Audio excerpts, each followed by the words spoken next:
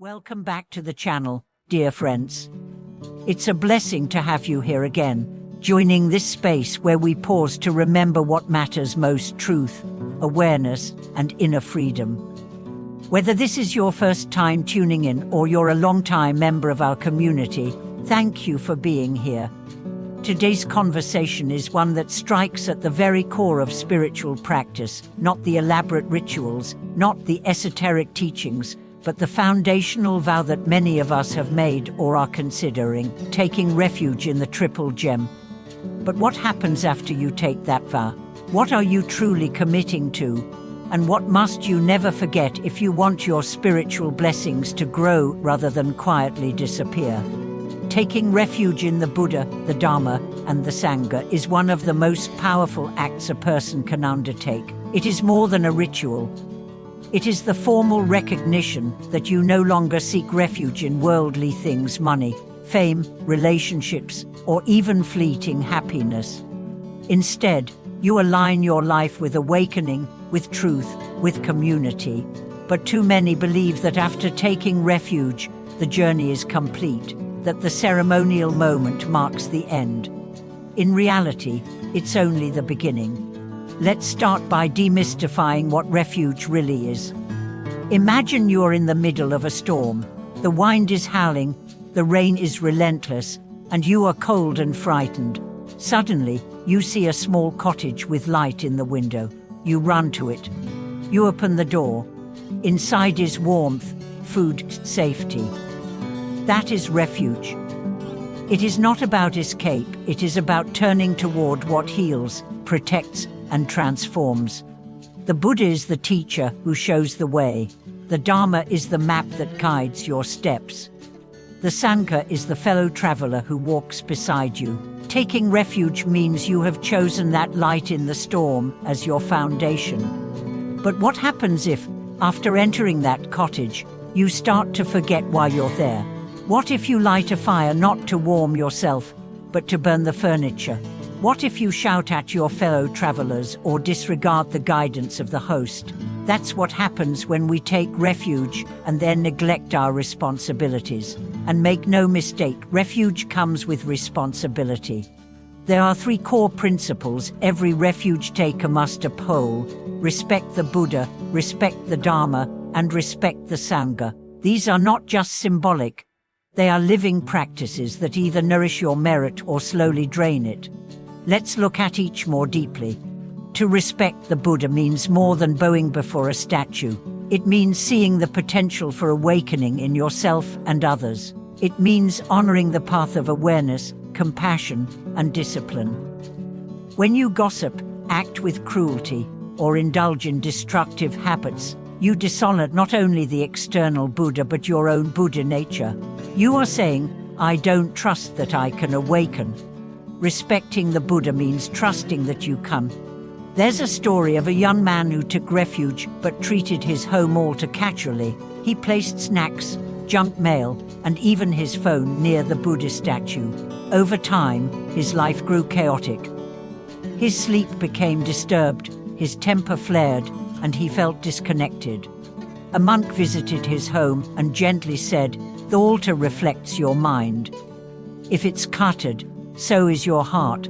The man cleaned the space, rededicated his practice, and slowly, clarity returned. Reversing is not about fear, it's about alignment. To respect the Dharma is to treat the teachings as sacred, not in a dogmatic way, but with deep appreciation. The Dharma is not entertainment. It is a mirror, a tool, a seed. When you hear a teaching, are you truly listening? Or are you scrolling through your phone, half distracted? Do you read scriptures and forget them minutes later? Or do you carry their wisdom into your actions? Respecting the Dharma means practicing it, not just praising it.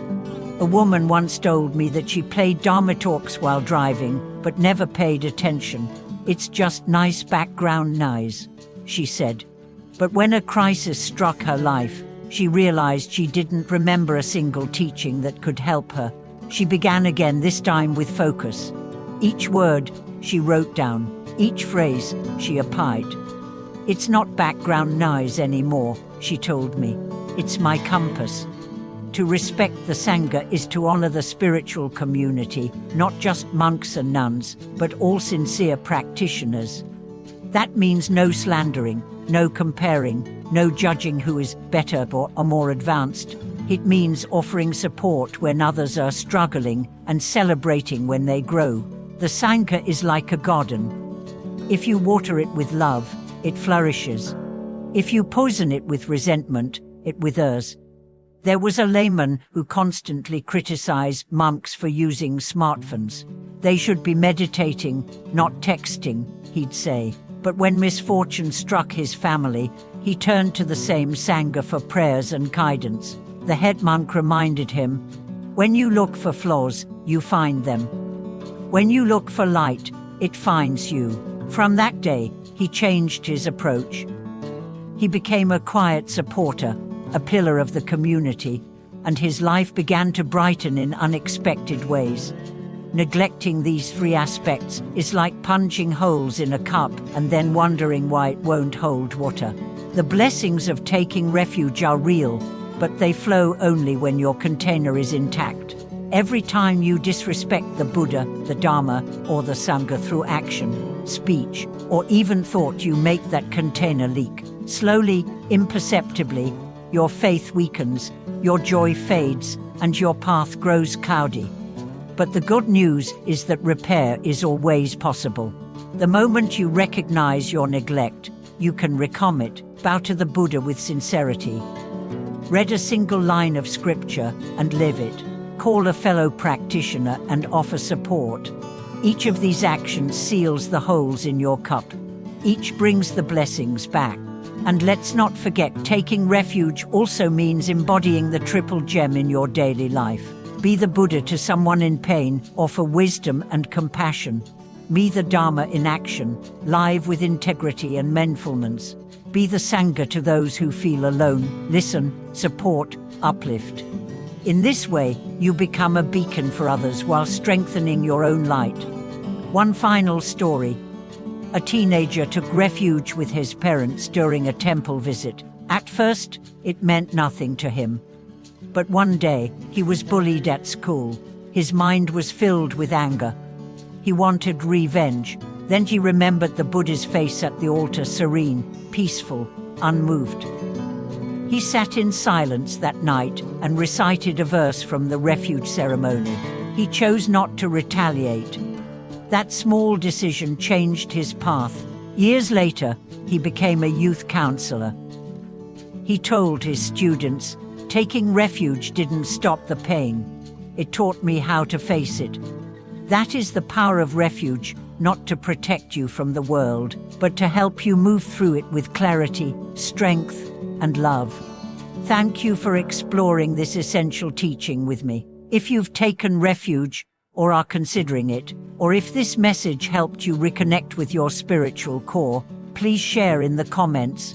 Your story could light someone else's path. And as always, to help grow this community of seekers, please like, subscribe, and turn on notifications.